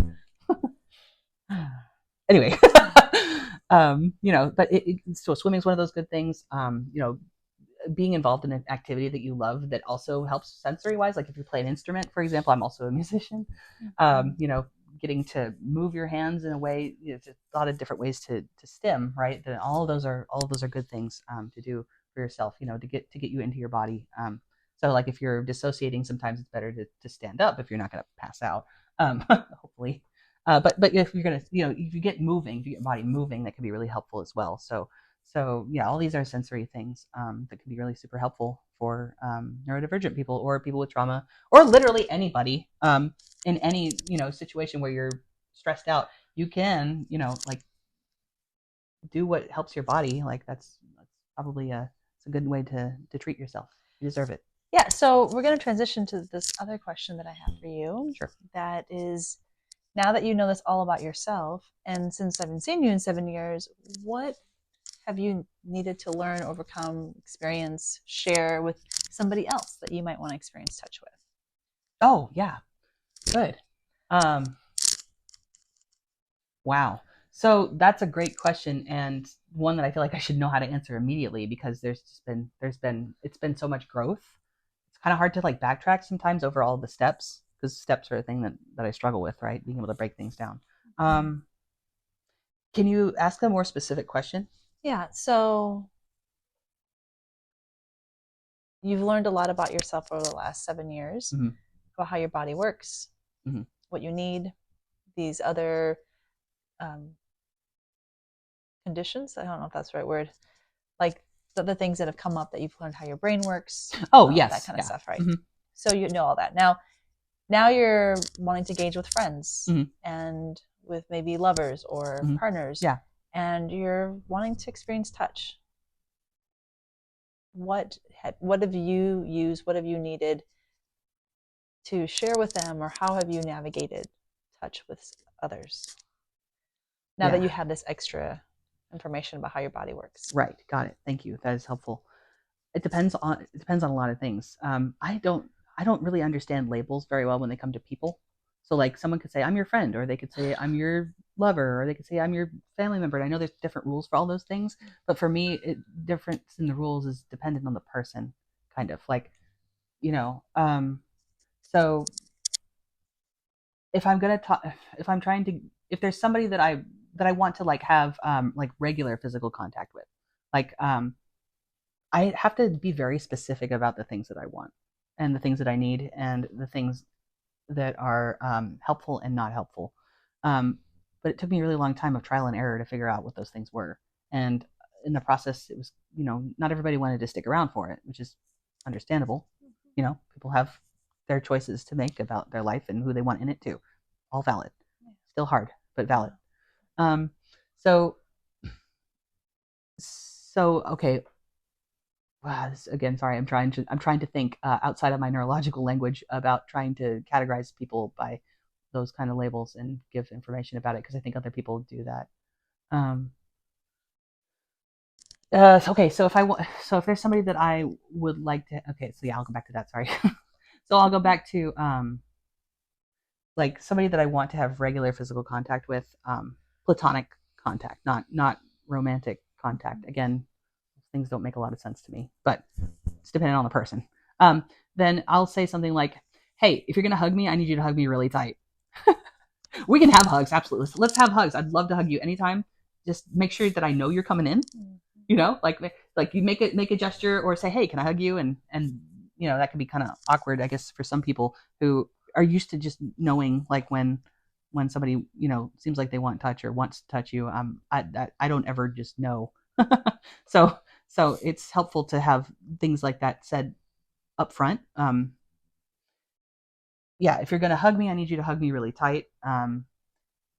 We don't have to agree beforehand about how long or whatever, but like I need an indication that you're done too, right? Like done. I said it sounds so I don't know what I'm trying to say. I'm getting self-conscious now because I didn't know how to answer this. Okay, no, you're doing fantastic. Okay, so I'll give you a second to think about it while I talk to them for a second. Okay, yeah, thanks. So this is why what I do, I think, is incredibly valid, and like Sam here also validates what I do. So when I introduced, let's say, elemental touch to our sessions, they've taken that. Now they understand, like, I need earth touch. And so they're particularly talking about, I use pronouns he, him. He's talking about like really squeezing, which is earth touch. And some people don't even know they like that, right? Like, so some of these tools that we're using here are helpful to figuring out, like if you need to kind of figure this out on your own because you can't afford to go see someone like me or whatnot, then this is one way you can kind of figure it out, and understanding the elements and exploring those types of different touches. Now, coming to me, we can do this. Like, this is kind of what I do. And now then having the vocabulary, right, to be able to say to someone, I like this and I like it this way. Someone's like, hey, would you like a hug? And you're like, yes, but I'd like it to be like this and for this long. Are you good with that? Like, just being like, hey, is that comfortable for you? And I would say most people, especially neurotypical, are like, they don't even think twice about it. Yeah, of course, that sounds fine. Like, whatever. If you're dealing with somebody else who has maybe PTSD or other neurodiversities, you might find that they might be like, I didn't know that we were going to be like negotiating how this is going to work. Like, so that might take a little bit more in building more safety and trust with that person to be able to do that kind of touch. I'm guessing I'm throwing in some words here. And like, that feels very empowering, what you just said. Like, you know that your hugs, you like them in a particular way. And you also want to know that they are also wanting to be there for as long as they want to be there. Yeah. Well, I think the thing that's hard about, I mean, there's a lot of things that are hard about touch for me, but like, it's again, I guess going back to that space we talked about before, is that anything can happen in that space, right? And so that makes it really, it feels risky. Really risky. Yeah, it feels risky. So like if their nervous system shifts and changes, suddenly that's going to hit you, and it does, and then you're going to have their stuff that you're going to be dealing with, and then your own nervous system regulation and right. And yeah, so for me, and this is what feels safe to me, and what feels safe to me may not feel safe to everybody, and that's something that I recognize and have to pay attention to a lot, is just being very direct about what it is. You know, and if the person is uncomfortable, I have to just be able to kind of sit with that, you know, because here I am, like, should I be like overextending myself and like trying to sit in everybody's discomfort with them? And that's kind of my job. And also, like, that's also kind of, that's always sort of been on us. You know, I can't speak for, I just tried to speak for everybody. It's also always been on me, you know, to be the person who knows what's happening in the room all the time, even when the other person doesn't know. So whatever it is, I guess to answer that question, it would be whatever feels safest, you know, to you as a person who is particular or has specific needs around your touch, around the type of touch that you need and that you're, you know, wanting also to give, because that's another part of it that's important. Sometimes, you know, it's like I have this like feeling of, I start to like, I get excited, so I want to like put my arm around somebody, but they may not like that, you know, and I have to remember that, but it's hard for me because I have to keep my excitement in, which can be difficult, you know, depending on how safe I feel in the environment. And if it's somebody I feel safe with, then I'm going to be more likely to want to kind of impose like in people's body space, because that can absolutely happen. Doesn't as much with me, but it does happen with, you know, other neurodivergent people, kids that I work with, and people that I've met, you know, kind of reaching out for people and not without sensing that there's a consent that needs to happen. Anyway, here's a question: have you ever used a human as a fidget toy? Once. It was you. Okay. Do you remember what you did? Yeah, you were like, it was our first session again. Okay. Why don't you? I'm just kidding. Of course you don't remember. It's okay. You've seen so many people. I've only had one Janet. So what did you do? So it was like you said, "Hey, can I see your hand?" It was the you know, I'm inviting you to do anything that you would like to explore my hand, right? And it was so cool. Like, I was freaked out at the time because I had no idea what to do, and I was drowning in possibilities. Sure. I was like, oh, okay, well, I can do this or this or this, and I just freeze, right? But that was pretty much it. I don't think so. Otherwise, no, not spontaneously. If I'm using anybody as a fidget toy, it's me. I got fingers, you know. I'd be curious. Like, again, if someone came to our session, or if you had someone that you felt safe with, that you could be like, here, give me your arm, or hey, grab your nails. If they had like long nails, like you could use them to do things to you. Yeah, that's interesting. Like all sorts of things, because and now you're doing things on multiple levels. Like, you're getting your nervous system needs met, but then you're also doing physical touch with another human. Yeah. And then there's co-regulation, and there's so much happening. Yeah, I think I would need to know. I think my nervous system would need to sense that their nervous system felt okay with that. Yeah. That would have to be invited. It wouldn't be something that I would just be like. So one of the things that I do is I literally put my legs on people. Oh. I mean, usually people know. Like, I'm like, hey, can I put my legs on you? And it doesn't have to be someone romantic or anybody that I'm just going to put my legs on you, because I like my legs, like, on people. I don't know. You did it at a cuddle party once. I think I did. Like, I love that feeling of just like, or putting my legs under people. Like, it's the pressure, right? So like it helps to have my legs. Like right now I'm feeling like really antsy. I keep holding, like, because I want my legs up. I want my legs on a stool. I want my legs whatever. And so then it's nice. And then people like begin to go, well, is it okay if I touch your legs? And I'm like, yeah, touch my legs. And so then they start kneading and doing things. It's okay. I don't need to have it right now, but they start doing kneading and things to my legs. And it's like, oh, that's cool too. Like, so there's this mutual thing happening where they're fidgeting on me. Yeah. And then I got my legs where I want them to be. Right. It's fantastic. Yeah, I've seen that before. I've seen people, it sort of feels natural. Like someone will have their legs on somebody and the other person will be doing exactly what you were talking about. Yeah. Or something like that. Or like they'll have their head on someone's shoulder and that person will be playing with their hair or something like that. Yeah. I think those are pretty neurotypical things. Maybe. Yeah. I don't know. I don't want to label it because I don't know. Yeah. But like it wouldn't be weird. It wouldn't be weird unless it wouldn't be weird. No. For who? I don't know. The world, society. It would be weird for me. I mean, it wouldn't be something that I wouldn't. Just me personally, I would not like. Like if I put my legs on your lap right now. Yeah, I'm not going to. You could. What would you do with them? I don't know. My brain would probably just. We could try. Let's practice. Okay. Well, let's see. That's my leg. Hey, in the field. Wow. Oh man, I feel so much better already. It's pressure. It's the weight. Yes, it's the weight. It's the pressure. Yeah. That's wonderful. I'm just saying, and you don't understand like how much I like this. And I'm like, I'm out of the camera. I'm like, my legs are so much happier like this. Yeah, I'm happy, and you're happy. Yes, I am, and I'm happy. Yeah, like this is a win. Yeah, it's good. I knew it was coming. Well, I didn't, but I mean, you could have said no. If you'd said no, that'd have been okay too. But like, there's no no in me. How? Because it's literally what I want to do. This is literally what you want, right? And I was like, I was getting ready because you were talking about it. I was like, okay, are we gonna do it? Let's do it. So I mean, there's that feeling, right? That sense, like, now, would you fidget on me?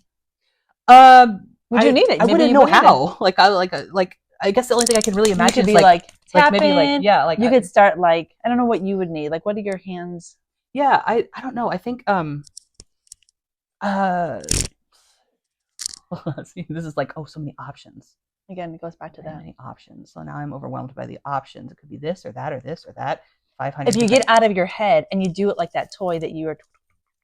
So we're having a conversation, and if we were talking, then your hands would figure something out. Right. Yeah, I would probably. So I would say don't think about it. Well, I already know what it is, but like I don't know if I have I should ask consent. Yeah, ask me. Can I play with your toes? Yeah. The internet would love that. Feet, I don't know what it is. Feet and the internet, people get weird. The feeternet. Feeternet. Yeah, people are like they blur out their feet, but you can't see, so you don't get. Oh, this is fun. That would be. Yeah. See, but remember, like you. Well, no, you don't. But like when we were doing the. Sorry, that wasn't supposed to. 7 years ago, that thing. I don't know why I remember stuff. I just do. Great. No, it's great. Stuff that really impacts me, I remember it obviously. But like when we were doing the hand thing, and you were like, and I didn't. There were so many possibilities that I didn't even know what to do. When I gave you my hand, and you had all these different cool things that you were thinking about, I was like, what? That's possible? Like, yeah. Mm-hmm. And see, now we're talking, and I've stopped because I can't. My brain doesn't process both of those things at once. Okay. If I'm really intently focusing on like trying to think through like steps of things. If I'm receiving, like if somebody's talking to me, then I can do all this stuff. But if I'm the one who's talking, then I have to kind of still myself, because everything in here is going kind of wild. So here needs to be still, right? And if it's wild outside of me, and the weight helps you also, right? Yes. Yeah. Well, there's also that. I also feel much more calm now because of the weight. So, yeah, that's fun. And so there's a lot here. I'm gonna actually turn because I'm all like, wait, I want to be in there. Yeah. Right. There's a lot to explore when it comes to touch. I think what we've identified that it is limitless, and there's the overwhelm. So you've just mentioned something that I think maybe a lot of people are like, well, I don't know, what is my thing? How do I, oh my gosh, what could I do to help support so you've been on a really long journey to try to figure out what are the things, the tools that help you. What do you tell someone who's like, well, I'm overwhelmed with all the possibilities? How do they start? Well, I just thought of something that might be part of why it's difficult is that I also know enough. I remember enough about you to know that you don't like specific types of touch. So I don't want to do those ones, right? Because I'm thinking about you too. Well, hold on. I like all the touch. Okay, somebody said you don't prefer specific types. I don't have something. It won't do anything for me. So if you're trying to elicit an experience for me, okay, or a response from me, yeah, you may just be disappointed. Oh, okay. But if it's not for me and it's for you, Yeah, it doesn't matter to me. I'm okay. Got it. Okay. So yeah. So water touch, by the way, we've not talked about it. That's the one. I don't really. Yeah. It seems boring to me. It's like it's just when you're like, just you know, kind of like some people like this. A nice massage. It's Yeah. like imagining water kind of coming along your body, and like this is maybe good for somebody, particular type of nervous system that needs pulling the body together almost. Like, so if you in massage, they never do a whole. You got to go to a very particular massage therapist that would actually allow you to like touch the feet and go all the way up into the entire body. Right. Everything's in compartments, right? So this sensation can be really pulls everything together. Doesn't do anything for me. Yeah. Yeah, and that's. But it doesn't mean it doesn't bother me. It's not like I'm anti that touch. It's just. But if it feels good to have someone's hand do that, yeah, I'm very willing to allow that touch on my body. Right. Yeah.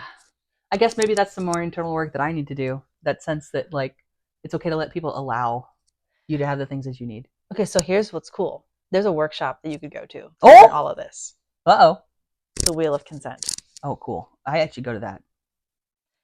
This literally shows you go through all 4 different types of touch. Yeah. Because that's the piece, I think, it's the partner touch. Right. And you can do it toward yourself, but you're talking about like right now. So I'll tell you what's happening, Wheel of Touch, right now in this moment.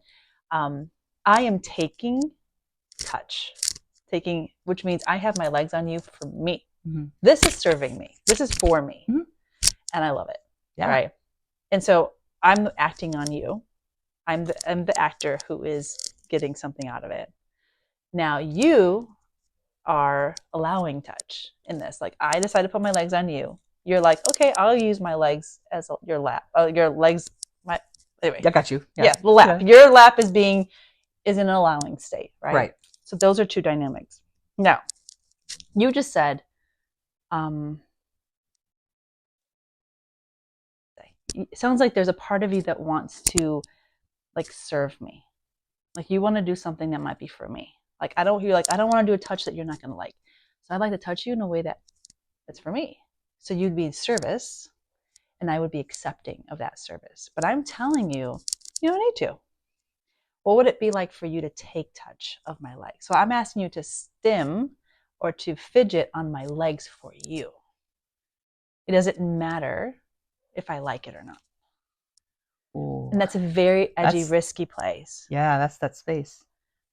And that's vulnerable. So that's the work that I do with people who are in the Surrogate Partner program. Yeah. And ReTouch could eventually get there, like where people are looking for rehabilitative touch, or people that are wanting to go deeper in those edges. It's because often the touch that we receive when we're little and whenever is not consensual. Yeah. So there was adults or others who took from us. Yeah. And so we have that wound. So we believe if I ever take from someone, I might cause them harm or cause them something unwanted. And so we avoid all of that and say anyway. And so what if it's done in the light within consent? I say, you can take from me with my consent. And that's the edge.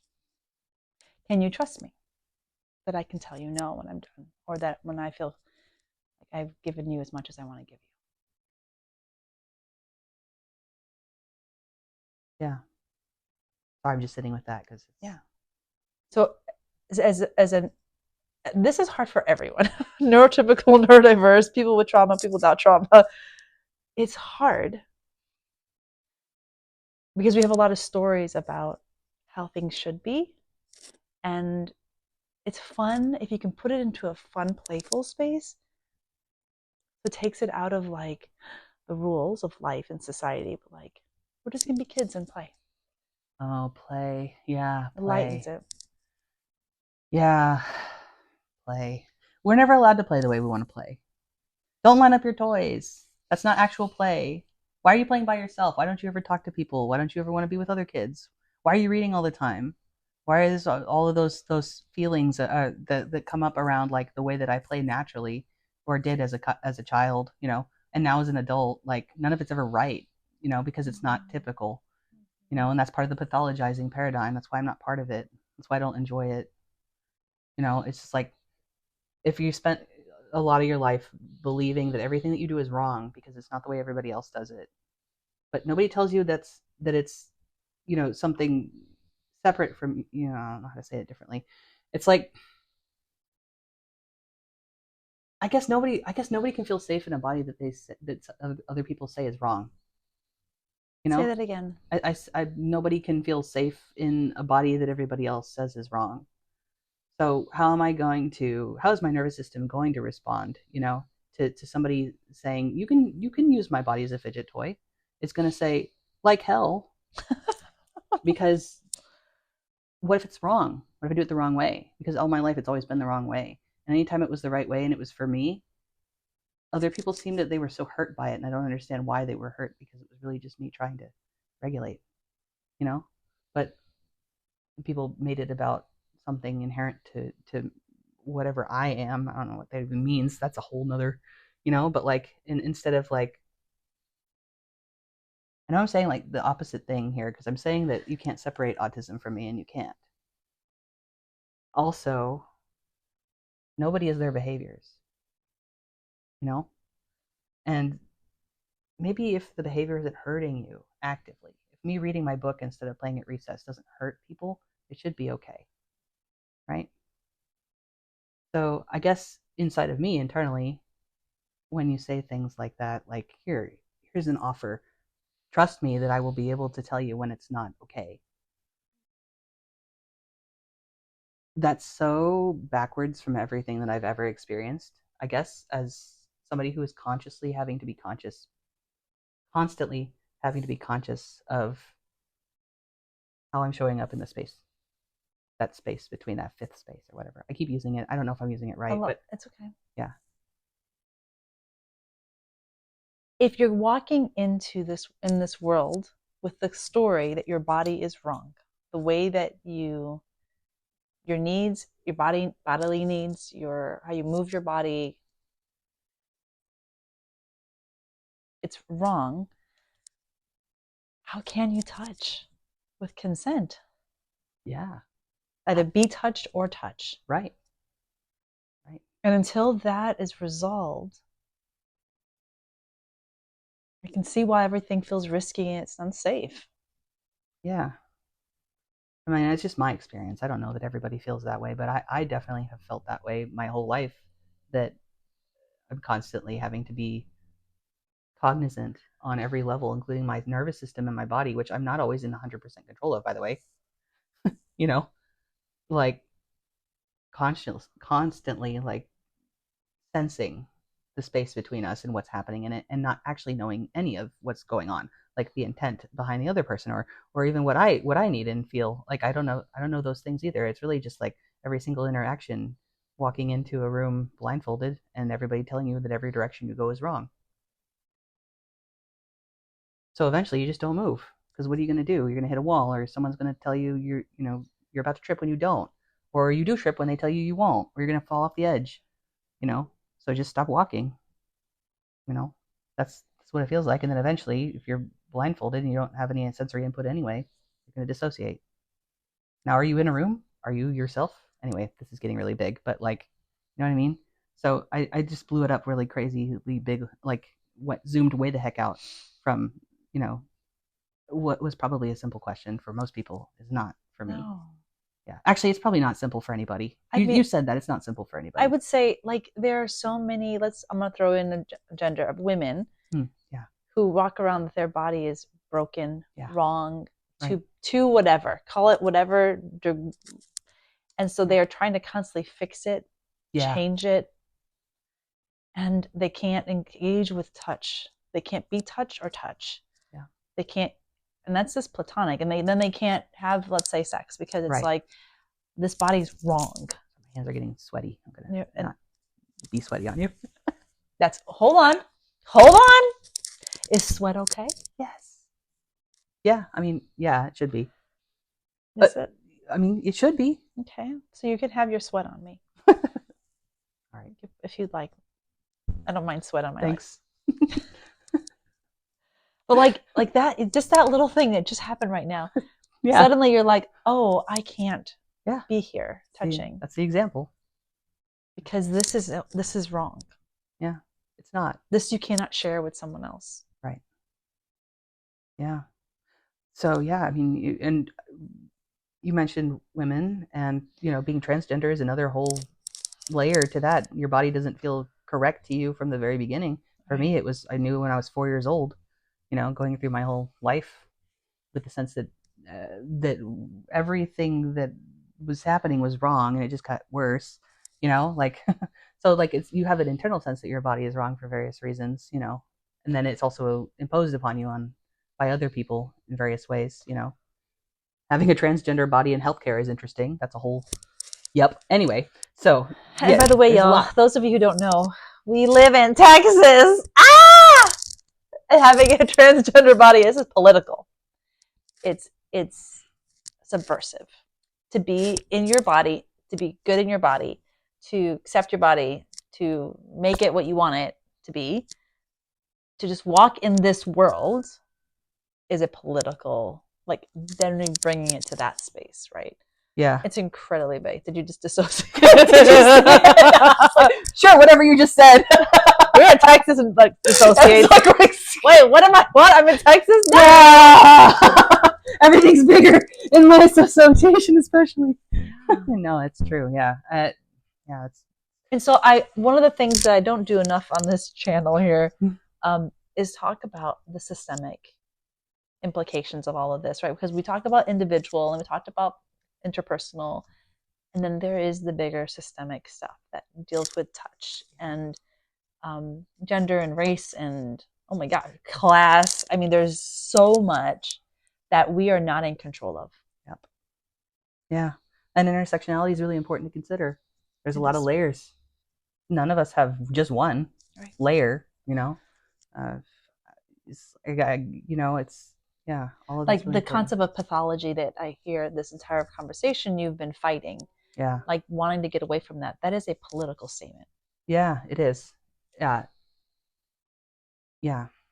For various reasons, access to things is different for different people as well, in various areas of privilege and not, and I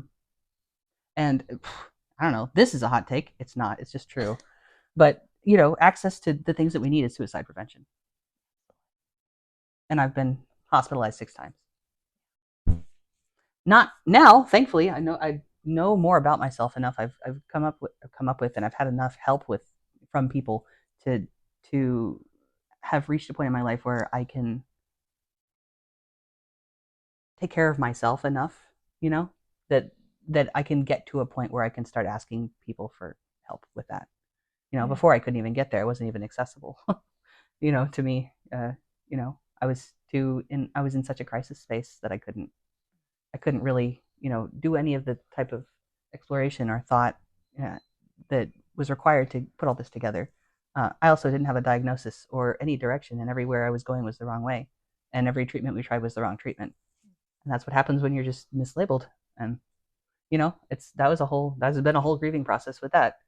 But I'm happy to be at this point now where I have more of a sense of what helps me, because if I can't go back and make everything that happened to me better, I can at least put into the world things that are helping me now for people who are there, right? Because I'm not there anymore, but someone else is.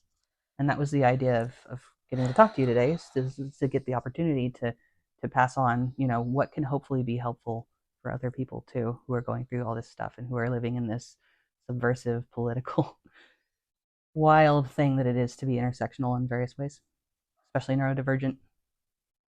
And I think from everything you've shared and from what I do for a living, being in the body is at the heart of it. It is political. It is essential. It is subversive. It is our medicine. Yeah. And all the ways that you've been able to access your body with all of these tools, finding a way to access your gender, then to live it, being resourced, your community, the people that you've can now ask for help, wanting to escape your body, right, multiple times, and that's very real. And it is this being embodied and being human, and then figuring out like that we are social creatures that want to touch ourselves, to know ourselves, and to then touch others to know ourselves as well that way too. Right. And it's all amazing, powerful. Thank you for coming on for this conversation, because I think that this is the part that, I mean, this is what I wanted with you, and it's awesome. This part was fun. It was all fun, but like this is, I mean, this was the part. Yeah. Clearly, this was the part. Yeah. Right. Yeah. So I'd like to again. Is there an offering? Is there something how you could be of support out there in the world? What is it that you might have people? I'll put your contact information. What would be? What is it that you would like for people to reach out to you about? That's the word. Or like, how would they know if you're the person for them to reach out to? Oh. Okay, now I need to reverse engineer every person's thought process. That was a joke, sorry. What is it you're offering? Yeah. I think anybody who would like more information about how to discover what their nervous system needs as far as sensory regulation goes, I'd be happy to talk to. I'm a little my energy is quite limited, but I'll try to find time, you know. People who would like to know more about working with autistic people, working with other types of neurodivergence, so like professionals who are doing touch-based work, I would be really happy to talk to anybody. I don't seem like I'd be happy, but I am happy. I'm just trying to think ahead of like what I'm trying to say here.